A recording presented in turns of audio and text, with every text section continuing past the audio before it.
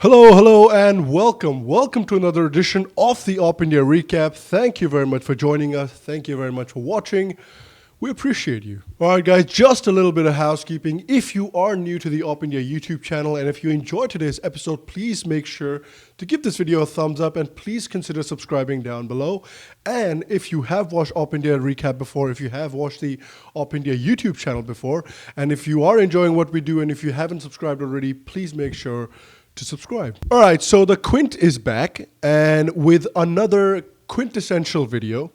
How do you like that pun? Boys are very nice. Thank you. So they're back with another video claiming that these poor folks, these poor people in Kashmir, are they really terrorists or are they just freedom fighters? Are they just people fighting for their rights? So this is what they ask when the video starts.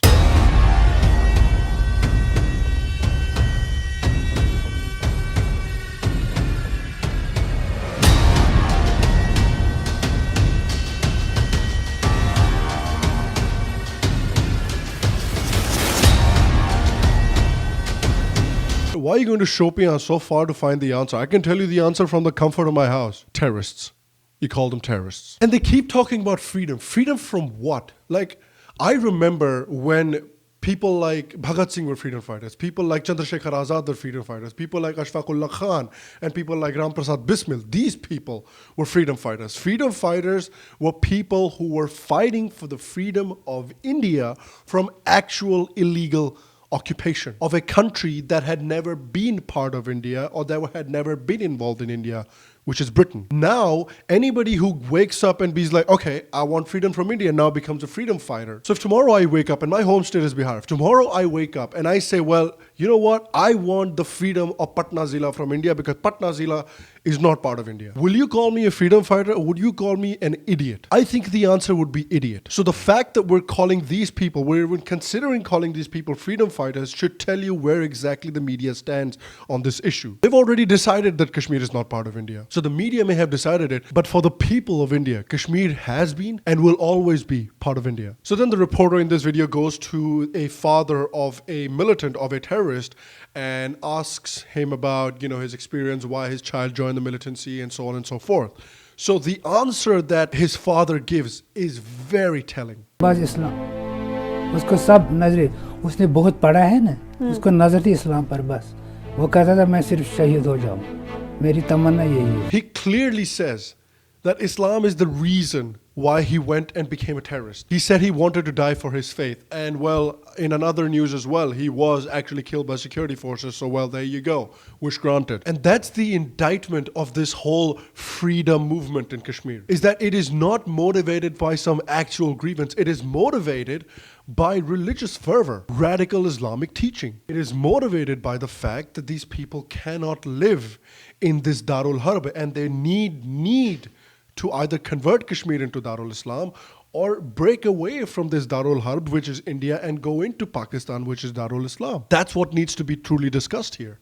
But that's not even what the media is touching on. जब यहाँ सख्ती ज़्यादा हो जाएगी यहाँ सब जाएंगे ये कहते हैं हम सब मानने के लिए तैयार हैं. You know what, to that I say, well, the Indian Army is a very, very well-trained army and they can always use more practice, so they'll be happy to oblige. And look, here in this case, I feel like the parents have to take a certain amount of responsibility as well. For example, when I was younger and if I took a decision like this or did something that, something so egregious that my mom would completely not approve of, she would actually walk into where I was, grab me by the ear, bring me back home, whoop my ass, and tell me not to ever do it again. And I wouldn't. And so parents have to take that kind of responsibility as well. And so when you look at this whole situation, you have to think that there is some sort of support or this implicit understanding from parents as well. It has to be. And it becomes very clear in this next clip that I'm going to show you. मामूली बात है कोई माँ बाप बच्चा खोए गई कोई मामूली बात है उसने शहादत पाई ये भी बड़ा मुकाम है इसे मैं खुश हूँ. So he clearly says that he doesn't like the fact that he joined it, but he's happy that he became a shaheed, that he died for his faith. So there is this parental acknowledgement of dying for your faith and a happiness that this guy died for his faith. And that's very key. I think the media is making it out to be where these lost souls that are being taken away from these families due to atrocities by the Indian army and the Indian government. That's not completely true, because there is complete implicit support from the parents and from the family and from this religious ideology as well. And then, of course, this reporter goes to another family of, the father of another terrorist, and goes on to ask the same similar questions. And the father says this. मैं चाहता हूँ कौन माँ अगर 10 भी हो 20 भी हो, इस हालात में बहुत मुश्किल है, इस हालात में बहुत मुश्किल है, इस हालात में बहुत.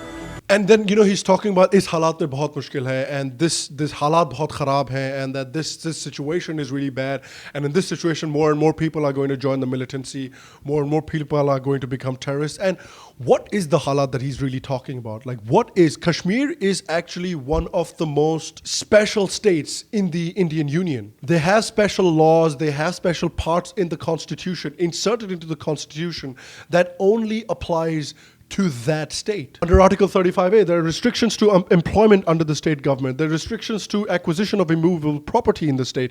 There's restriction to settlement in the state for non-Kashmiri residents. And there are restrictions to the right to scholarships and such other forms of aid as the state government may provide. And if you think about Article 35A, and if you remove it from India and apply to another situation, for example, if you take Article 35A from India and you apply it to South Africa, and let's say the white population in South Africa had applied 35A to themselves, you would call that apartheid.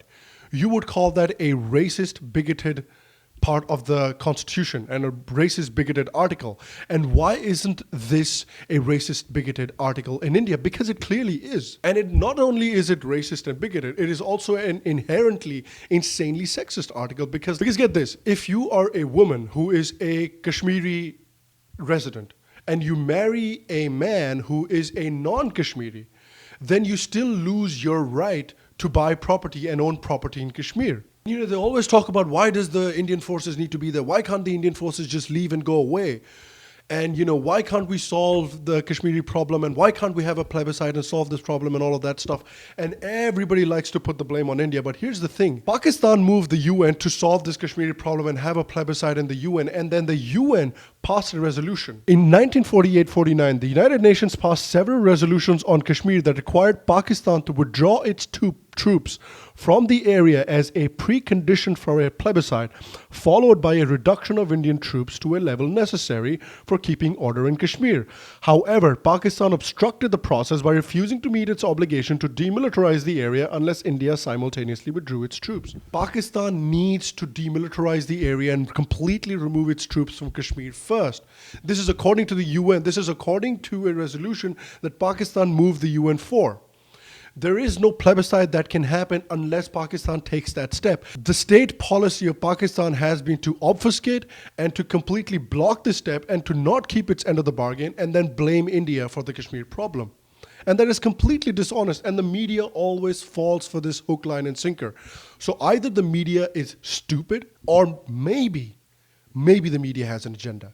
And you can see why so many people in India think that the media has an agenda because of things like this. And he's talking about bad halat, the bad situation in the state. And I told you already that Kashmir has a very special status in the Indian Union. It enjoys a lot of benefits and privileges. And adding to that is this mind-blowing fact that Jammu and Kashmir has actually received 10% of all central grants given to states over the 2000-2016 period, despite having only 1% of the country's population.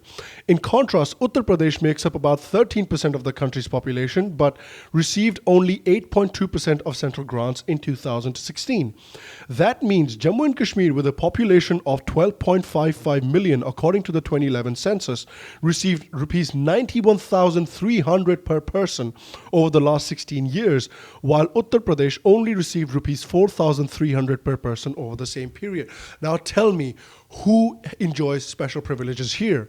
Is it Uttar Pradesh Or is it Kashmir that is receiving 91,300 per person over the last 16 years? You're talking about, how this bure halat and this bad situation in the state is leading to all these stone pelting incidents and so on and so forth, right? That's the next question. Well, let me answer that one for you as well. It has now been confirmed that the stone pelters are paid for obstructing Indian Army operations by Pakistan-based groups who coordinate with the local youth via social media apps like WhatsApp and Facebook.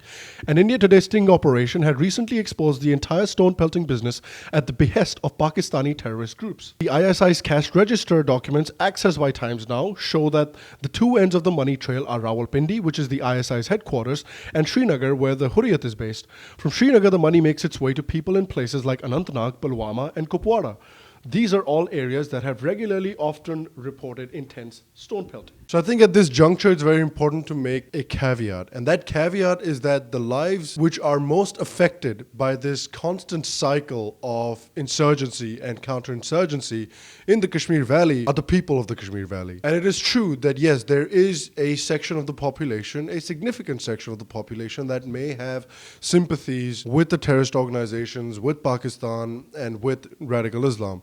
But there are also a very significant portion of the population living in the Kashmir Valley that just want to live their lives, that just want to earn their bread, that just want to put food on the table, just like millions of people living in the rest of India. And that caveat is very important to make. And it's not just the Kashmir Valley. You have people living in Ladakh as well, and you have people living in Jammu. All they want is to just live their lives. They have nothing to do with this terrorist insurgency that is being instigated by Pakistan in the Kashmir Valley. So again, when I talk about, the religious aspect of this insurgency in Kashmir, when I talk about it, it's important to make that caveat and it's important to make that distinction. And I think it's also important to distinguish and create a comparison between what the Indian Army and the Indian government is doing in Kashmir as compared to what the Pakistani government and the Pakistani army is doing in Pakistan-occupied Kashmir. So we already looked at how, in the eyes of the Indian government, Kashmir occupies a special space, particularly because of the articles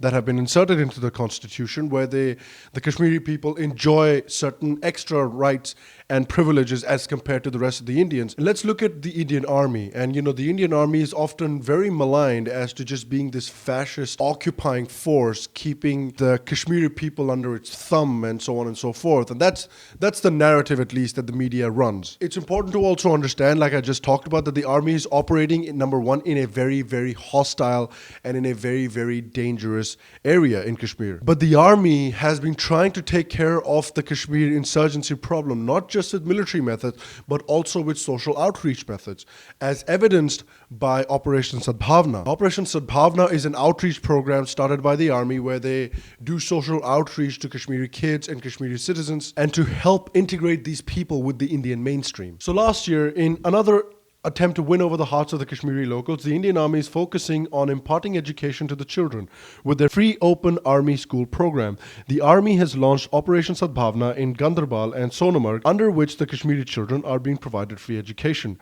The personnel are providing free books, lunch, and other facilities to the children. The year before that, the army focused on Operation School Chalo, under which it identified areas and provide students with free coaching and make them participate in extracurricular activities. The army had also launched Operation Calm Down in August-September to clear different parts of the valley of militants and protesters using minimum force. Also under Operation Sadbhavna, the army is also organizing trips for students and teachers from Kashmir to come and visit different parts of the country, to learn more about their country and to better integrate with their country. So I completely agree with the method that the army is taking here, because a lot of matters, particularly when it comes to the Kashmir issue, are not going to be solved by military force alone, even though I very firmly believe that military force is an integral part of solving this problem. But I think that these methods that the army is using and utilizing are very, very important to create a better image of the army in the minds of the Kashmiri people and to integrate the Kashmiri people better into the Indian mainstream. I think providing those social and providing those economic opportunities to the Kashmiri people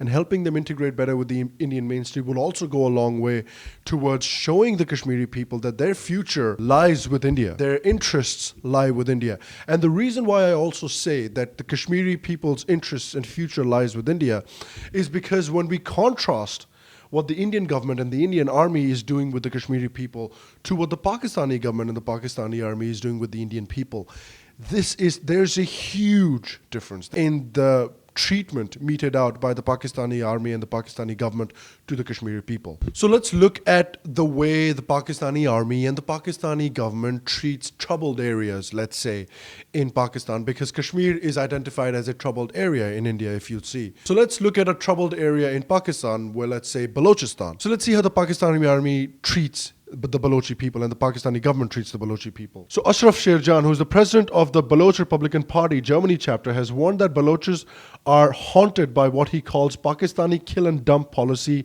intelligence agencies and armed forces. So what is this Pakistani kill and dump policy? So what the Pakistani army does in Balochistan is they grab young people from different villages all across Balochistan, they kidnap them, they kill them, and then they throw them off around the Baloch countryside from helicopters and leave those bodies lying there and rotting there to give a lesson to the Balochi people that if you talk too much about freedom and if you shout too much about atrocities, this is what's going to happen to you. In 2011, Human Rights Watch released a report documenting rights abuses committed by the Pakistani government against people in Balochistan.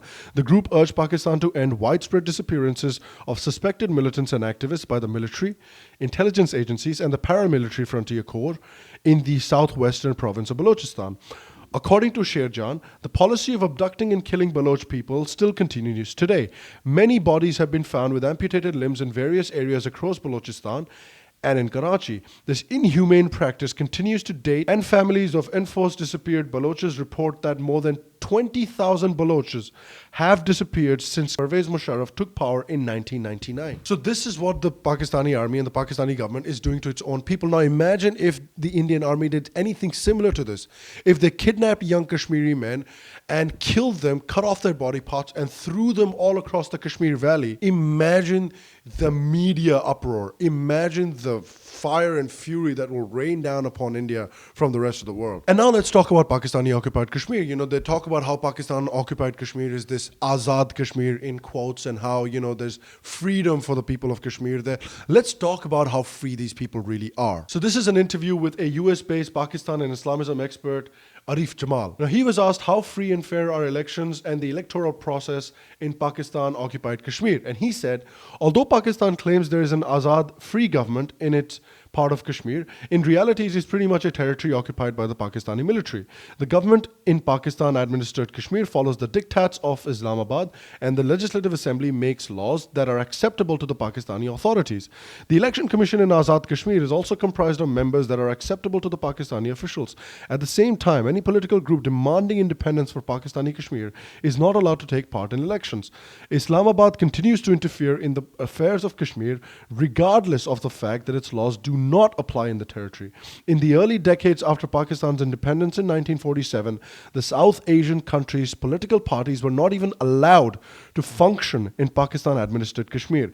But this changed in the 1970s when Pakistan's mainstream political organizations were allowed to participate in countries' politics and elections. Imagine if the BJP treated Kashmir in the sense that only if you are aligned with the BJP and only if you follow the BJP's diktat are you able to run. Then the reporter asked, is it fair for Islamabad to criticize the lack of political freedom in the Indian portion of Kashmir if, according to you, there is a sham political system on its side? And he said, I think people in the Indian part of Kashmir enjoy as much freedom and rights as in the rest of India. The fact that Kashmir is one of the states in the Indian Union proves that the Kashmiri people have constitutional rights in India.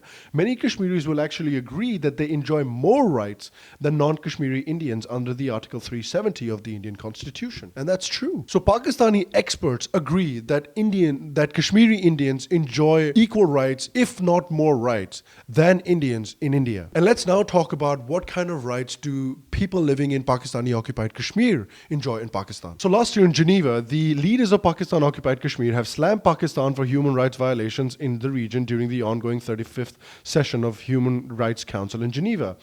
United Kashmir People's National Party Foreign Affairs Secretary Jamil Maqsood, he said that we're sadly concerned about deteriorating human rights situation in so-called Azad Kashmir and Gilgit-Baltistan. People of both regions living in regrettable situations since long. Added that both regions have systematically deprived from their natural resources, including right to development by the exploration of these resources. He held that the China-Pakistan economic corridor responsible for the exploitation of region's natural resources and said that it has created a drastic environmental effect in the region. He said, in recent months, Pakistan has introduced draconian laws to press freedom of expression and freedom of thoughts to curtail its minorities and other ethnic groups under so-called the security doctrine. He alleged that political leaders in Gilgit-Baltistan have been victimized under anti-terror laws, and establishment of military courts as parallel judicial system has further demonized fundamental freedoms of the people in Pakistan and in POK. He added the local culture and languages are at the verge of destruction by the oppressive regimes of Pakistan. Though the so-called Azad Kashmir is supposed to be a self-governing state, it really has remained a colony of Islamabad, with Pakistan's central government taking every decision. Islamabad is constructing mega dams, China-Pakistan Economic Corridor project, which runs across our region before it even enters Pakistan. Mega project in a disputed territory of Jammu and Kashmir are a clear violation of international laws and UNCIP resolutions on Jammu and Kashmir. The so-called freedom that the people of Jammu and Kashmir are enjoying in Pakistan-occupied Kashmir is all a mirage. Kashmiris in India enjoy a pretty significant amount of autonomy about their culture, about their religion, about their languages, about how they maintain their affairs.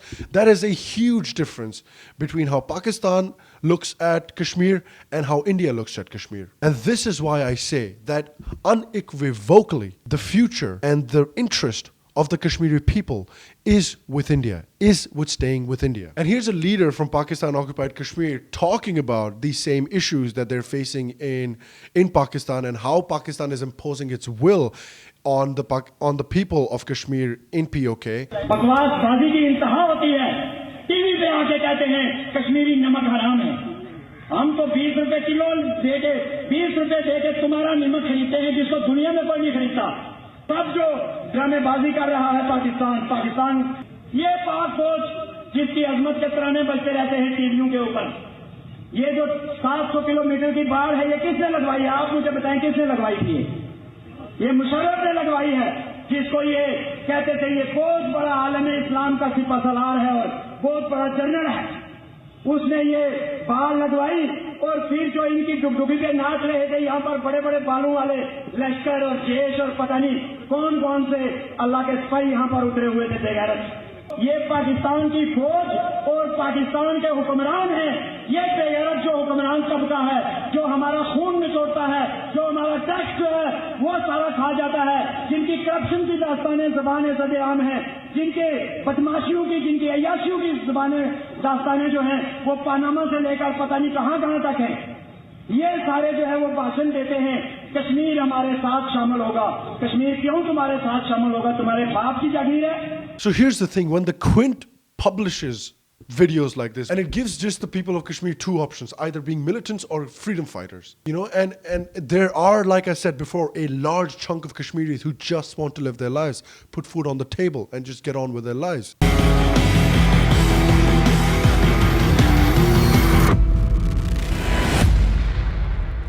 So here's the thing, when you label these terrorists as rebel with a cause, you are not only lying, because this information is very, very easy to find. So you're not only lying, but you're deliberately trying to hide the facts. And you're deliberately trying to mislead people. It's very important that we talk about the problems here. It's very important that we talk about the ideology behind this Kashmiri problem. And yeah, if you want to criticize India for something, I think it's very important that we criticize the lack of political spine in India to get rid of Article 35 and get rid of Article 370. That's something that we should really go after the Indian government for, because that's something where the Indian government has often fallen short. And I want to put this question out to you as well. Do you think these are terrorists, or do you think these are rebels with a cause? And what do you think we should do about Article 35, Article 370? Please get involved in the comment section below and please let us know your thoughts. Okay guys, thank you very much for watching today's video. I hope you enjoyed today's video. If you did, please make sure to give a thumbs up to the video. Please make sure to share the video online, and please make sure to subscribe to the OpIndia YouTube channel. Alright guys, I will see you again for the next OpIndia recap, and until then, stay happy, stay healthy. I'll see you soon. Jai Hind.